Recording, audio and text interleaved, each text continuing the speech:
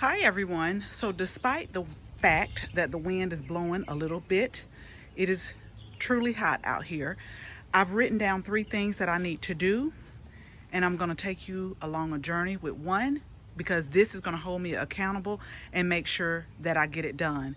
So the area you're looking at right now is a little bit in the shade, and so I am going to clear this area out. And when I mean clear it out, basically just get up all of these leaves, all of these weeds that are popping up. And then what we're going to do is, last season we had hostas that were over here, and I'm hoping that they're going to come back up. 2 have already popped up in another part of the garden, and so that gives me hope that these will possibly pop up as well. And so the main thing here today, though, is to go ahead and finish waking these hydrangeas up. Now, they've been woke, but I just haven't been back here to really get a chance to clean everything out and to get it fertilized. Now, these are the endless summer hydrangeas, and when I come back, I'm going to show you a picture of them because they bloom like a purple color.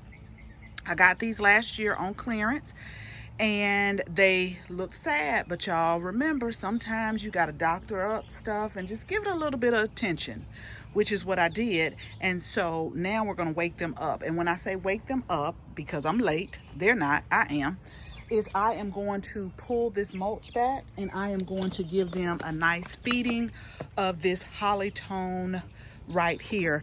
Now, it says for evergreen and azaleas, but if you look on the side, hydrangeas fall into this category of acid-loving plants, if you can see it right here. So we're going to pull back the mulch and just fertilize all around, and then put it back, and I will make sure that I water it good.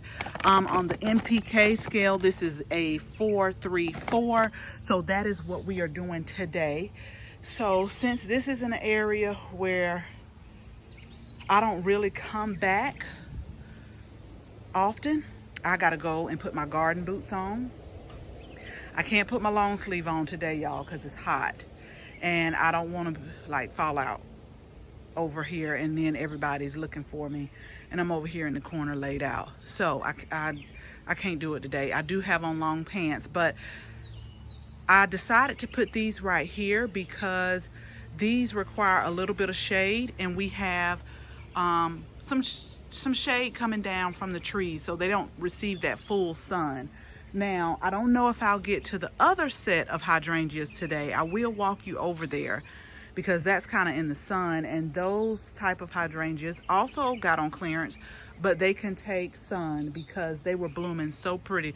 Let me show you, because they have woke up too and they're waiting on me. So let me take you over there.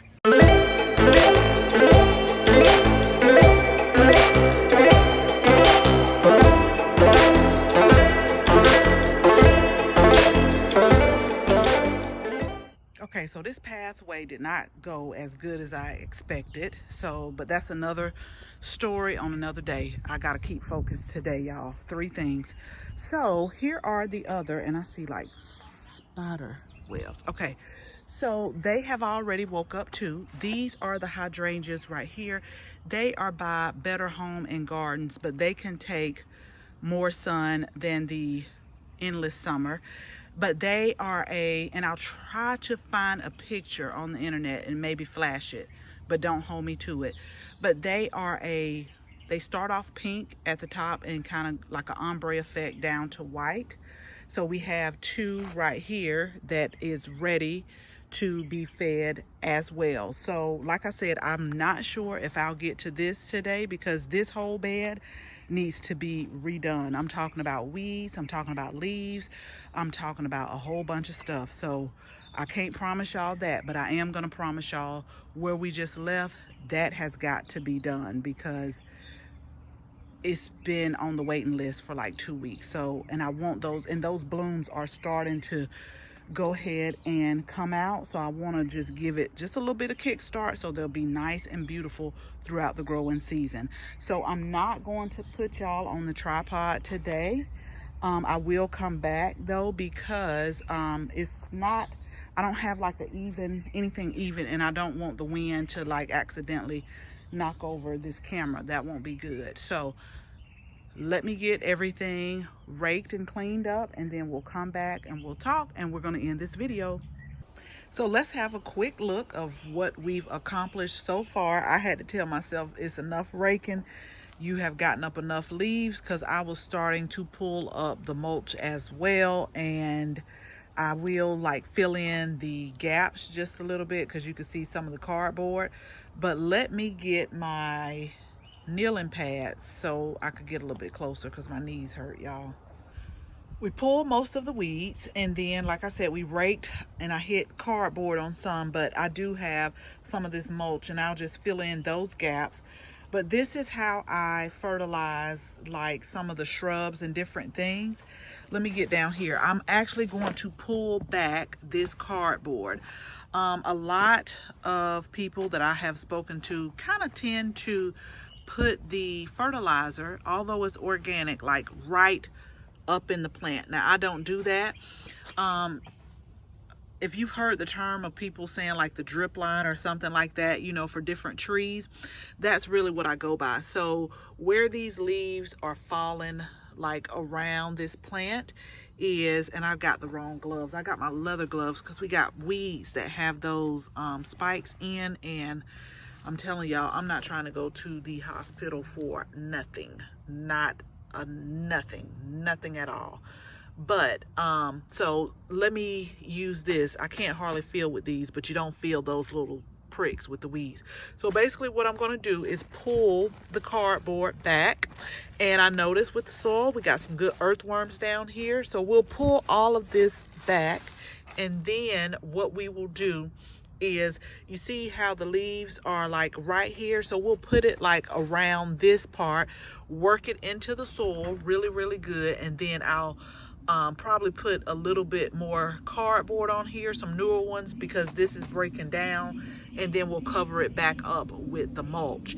And so once we do that, I know that I will see a tremendous growth in these 3 hydrangeas. I'm really pleased, because already within like a couple of weeks, they started off with 1 or 2 leaves. We had that good rain, and then they just start flourishing, and they already have blooms on here. So I just want to give them an extra little, you know, kind of like a vitamin, an extra little vitamin shot or something to go ahead and take them on out through the season. So let me go ahead and finish these 3 up, and then I'll take some mulch and just kind of cover the areas of cardboard that we hit while raking the leaves up, and then that will be it. And that's how we do our hydrangeas. Now again, it's hot out here, so I doubt if I'll get to the other side today that I showed you earlier, but I am going to get to it.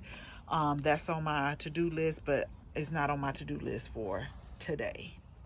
So anyway, we're done. What I did, I showed you guys, I put the Hollytone around the kind of like drip line of the plant. We worked it into the soil real good, and I'm happy to report I saw quite a few earthworms in there, so that's always a good sign. And I did put a little bit of diatomaceous earth down, because I saw a couple of the leaves being eaten. So we went ahead, we covered it back up with the mulch, and then we covered up those spots that we raked too much, where you can see the cardboard. So these have had their vitamins, and they are good to go. What I will probably do is maybe in about 2.5 to 3 months, I'll come back and hit it again with the slow release fertilizer. And then throughout the growing season, when I make compost tea, a lot of times I'll come and just do like a foliage spray to some of my shrubs and flowers and different things like that. So we'll probably hit it with that, and then so now they have their vitamin.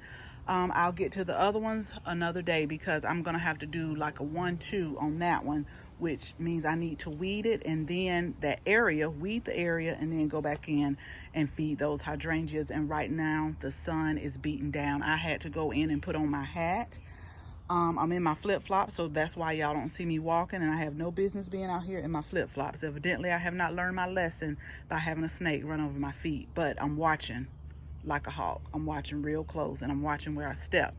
So, as always, thank you all so much for watching this video, and I hope you share this with your family and your friends. And if you are not a subscriber, we will absolutely love to have you as a subscriber. So make sure you tap the bell so that you can receive notification each and every time we upload a new video. Again, thank you all so much for watching, and until the next video, bye-bye.